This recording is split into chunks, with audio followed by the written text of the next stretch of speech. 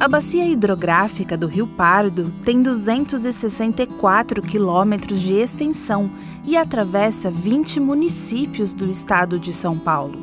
Do alto, temos uma amostra da beleza das águas, em terra, dos problemas que ainda desafiam o manejo integrado delas. Edson Piroli é docente e pesquisador do campus da Unesp em Ourinhos e do programa de pós-graduação em Geografia de Presidente Prudente.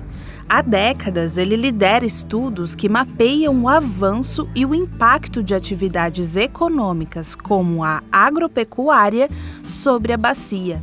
Edson foi nosso guia durante uma viagem de 2 dias. A primeira parada foi na região de Botucatu. Numa propriedade rural de Pardinho está a primeira nascente do Rio Pardo. Chegar até lá exige uma caminhada entre trechos de vegetação nativa de Mata Atlântica. A água brota das rochas. Essa nascente ela está a quase 1.000 metros de altitude com relação ao nível médio dos mares, e a água que brota neste ponto ela vai se juntando com a água de outras nascentes e de outros córregos para formar o Rio Pardo, que é um rio que vai atender com água as cidades de Santa Cruz do Rio Pardo e Ourinhos. Lá no final do curso, a mais de 200 quilômetros deste ponto pelo rio, e tudo começa neste local. Antes de chegar a Ourinhos, o rio fornece água para inúmeras atividades. A ocupação com atividades econômicas da bacia do Rio Pardo, ela é prioritariamente com agropecuária, que no momento tem utilizado bastante água para irrigação de plantações, mas o Rio Pardo também tem suas águas sendo utilizadas para geração de energia em alguns pontos. Um dos projetos que prevê a captação das águas do rio é esta represa que está sendo construída em Botucatu, próximo à Cachoeira Véu da Noiva. A obra foi aprovada pela CETESB, Companhia Ambiental do Estado de São Paulo, mas a gestão do projeto deve ser cuidadosa na avaliação de pesquisadores e ambientalistas. Essas águas são muito importantes também para a manutenção do ecossistema dos rios, né? Para as espécies da fauna silvestre, desde a macro até a micro, sobreviverem. Então essa proposta de manejo integrado, ela visa observar todas essas atividades e todos os tipos de impactos que cada uma pode gerar no ecossistema e na água. O presidente da ONG Rio Pardo Vivo recebeu a nossa equipe na cidade de Santa Cruz do Rio Pardo. A organização já plantou mais de 700 mil árvores em regiões de mata ciliar da bacia. Nós percebemos que aumentou a disponibilidade hídrica nos rios nossos, da região, e onde a ONG, nós temos a meta anual, são um plantio de 30 mil árvores na bacia. Então esse é um dos projetos principais que a ONG tem, que tem uma efetividade importante na quantidade e qualidade da água. Mas o sinal de alerta não deixou de soar. Nós temos aí muitos projetos que foram licenciados, que estão captando, estão aí retirando muita água disponível, principalmente dos corpos hídricos, né, dos superficiais. Isso tem levado à escassez hídrica, né, o conflito hídrico da nossa região. O município de Ourinhos já sente os reflexos dessa pressão sobre a bacia.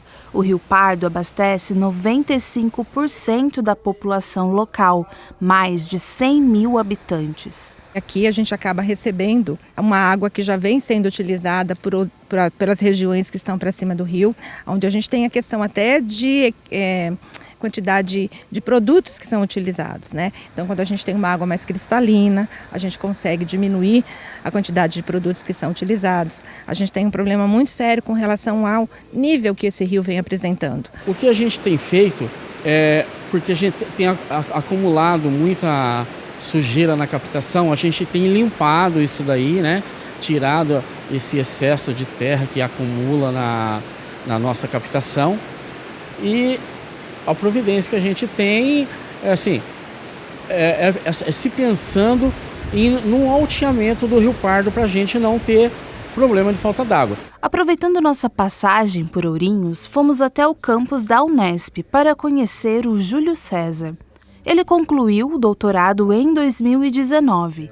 A pesquisa mapeou as mudanças no uso do território por onde passa a bacia hidrográfica do Ribeirão São Domingo, afluente do Rio Pardo. Tudo o que acontece na bacia, em termos de erosão, em termos hidrológicos, acaba refletindo, tendo reflexos diretos no Rio Pardo. Então a proposta foi analisar, entender as mudanças, né, a dinâmica do uso da terra na bacia hidrográfica nos últimos 60 anos, e a relação dela com o processo erosivo ocorrido na bacia, né, que vai acabar refletindo no assoreamento, né, na chegada de sedimentos no Rio Pardo, e com a questão hidrológica, né, que o município de Santa Cruz do Rio Pardo, que está no baixo curso do Ribeirão São Domingos, né, parte dela, acaba sofrendo os efeitos das inundações, né, quando nós temos chuvas torrenciais, chuvas mais fortes, devido à desproteção do solo. O estudo utilizou ferramentas de geoprocessamento e de sensoriamento remoto, além de fotografias aéreas e imagens de satélite, método que norteia os trabalhos do grupo de pesquisa do professor Piroli. Normalmente, iniciamos com a delimitação da bacia hidrográfica, que é feita utilizando-se normalmente as cartas topográficas, né, que são a cartografia oficial brasileira. A partir disso, nós georreferenciamos essas cartas, ou seja, colocamos elas na posição real das coordenadas com relação ao planeta Terra. E depois nós integramos esses dados com imagens de satélite, também com fotografias aéreas, quando queremos fazer estudos mais antigos, principalmente, e atualmente com imagens de drones também, quando nós queremos fazer estudos atualizados. Os dados dão origem a outra fonte de informação. A partir daí, nós geramos mapas, né, que fornecemos para outros estudos, que fornecemos para o Comitê da Bacia Hidrográfica, fornecemos para os municípios, para eles entenderem o que está acontecendo no território do município dentro de determinada bacia hidrográfica. Também publicamos esses resultados, utilizamos nas nossas atividades de ensino, nas atividades de extensão e elaboramos propostas para o manejo integrado das bacias hidrográficas. O CEDEPAR, Consórcio de Estudos, Recuperação e Desenvolvimento Sustentável da Bacia Hidrográfica do Rio Pardo, utiliza esses levantamentos. O trabalho que o professor Piroli faz de diagnóstico, né, de preocupação e de prognóstico para a bacia é de fundamental relevância, né, para que a gente possa saber aonde estão os pontos frágeis, aonde existem carências relativas a, por exemplo, APPs, nascentes, né, cobertura vegetal em APPs e nascentes, a própria conservação de solo, né, nessas bacias hidrográficas, que é o que garante a infiltração da água com qualidade. De volta à estrada, o destino final é a cidade de Salto Grande, onde as águas do Rio Pardo se encontram com as do rio Paranapanema. Aqui nós estamos na foz do Rio Pardo. Aquele rio que nasce lá em Pardinho, lá na região de Botucatu, aquelas nascentes que nós vimos um filete de água, ele vai sendo somado por outros córregos e riachos. Depois ele recebe as águas do Rio Claro, do lado direito, e do Rio Novo do lado esquerdo, que são somadas, e vem desembocar aqui no Rio Paranapanema, que nós estamos vendo aqui ao fundo. Do outro lado já vemos o estado do Paraná. Então, neste ponto é onde encerra o Rio Pardo. Estamos diante de um espetáculo da natureza, mas também de desafios para o presente e o futuro. Essa bacia, ela está sendo ocupada com intensidade crescente há mais de um século. Então nós estamos vendo que, neste momento, estamos enfrentando um dilema bastante importante, porque o rio já está dando sinais de que ele não comporta mais tanta extração das suas águas.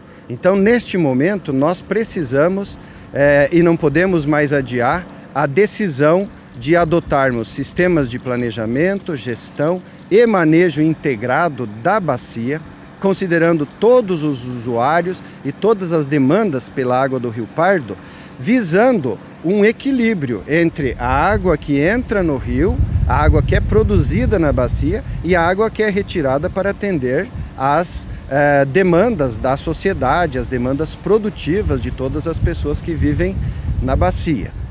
Nós não podemos esquecer que, assim como o planeta Terra é um organismo vivo, os rios também o são. Os rios podem ser considerados as veias e as artérias do planeta.